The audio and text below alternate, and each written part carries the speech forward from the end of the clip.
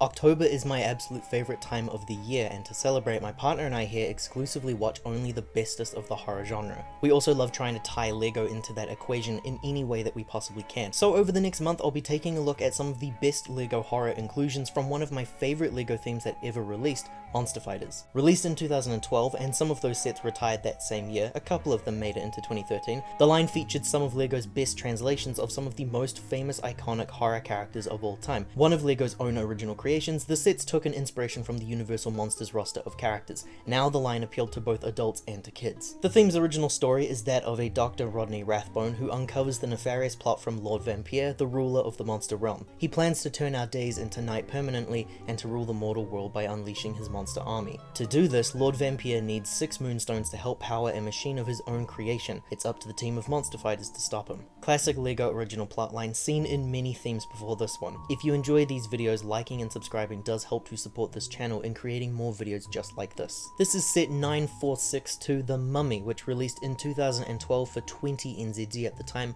It is now valued at around 65 NZD sealed. The original Mummy movie released in 1932, starring Boris Karloff as Imhotep, which is actually really cool because he will be mentioned in this series later on for a more famous character. The set's overview here is a simple but effective chariot and a gyrocopter. So we'll start off with that little gyrocopter. I'm a big fan of this vehicle when LEGO adapted. It feels very toy-like and game-like to me. And Lee sits here with the same levers that were included in that Swamp Speeder set from earlier. Interesting to note here, there's nothing interactive here besides the propellers. No flickfire missiles of any kind, there's nothing for her to really interact with. And Lee is able to keep one of her hands free to hold onto her crossbow though, should she need to use it. It's the chariot that's the most interesting part of this set. Despite releasing an Egyptian theme just 1 year prior, that Pharaoh's Quest line actually didn't include a chariot of any kind. So this is kind of LEGO's way of making up for that. A skeleton horse drives this cart. This glow-in-the-dark horse I believe was included in some of those castle sets from before this one's released, but I could be wrong. Flaming eyes and all, and he has a pretty sturdy attachment to that carriage. The mummy here stands at the back with a sword stored away to his side, no controls of any kind for that chariot, not even a whip or anything, he just kinda cruises.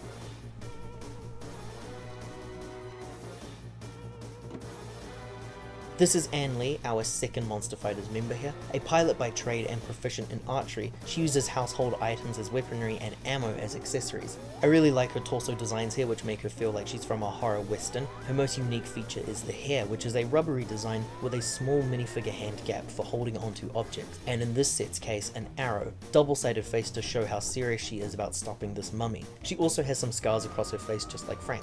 She was only included in this set and the Ghost Train set. This is the Mummy minifigure. LEGO are no strangers when it comes to the classic look of an Egyptian mummy. At least 20 minifigures total have released across multiple themes and the CMF series. I like this minifigure, but there have been better additions both before and after this one. I do really like that color contrast of the white and grey skin. Others before this had green skin, I think I remember from the CMF series before this. He also features no other accessories though. I would have loved to have seen a headdress of some kind, but that's just me. The Moonstone that was included for this set was a purple one featuring the Eye of Horus, and in a gold color against a purple translucent moonstone. This is the only set that I do not have the instructions for. It features less interactive elements compared to the smaller set of this line, but I still like it, more for featuring a build that I really wanted for a completely different LEGO theme prior to this release, just to kind of help bulk that display out a little. The Mummy minifigure though is a step down from the Creature, who was a fully formed exclusive minifigure for that set. Here we have a remake of something that LEGO has actually done better in the past. If you enjoyed this review and you want to see more LEGO Monster Fighters videos, liking and subscribing does help to support this channel. Ka kite anō.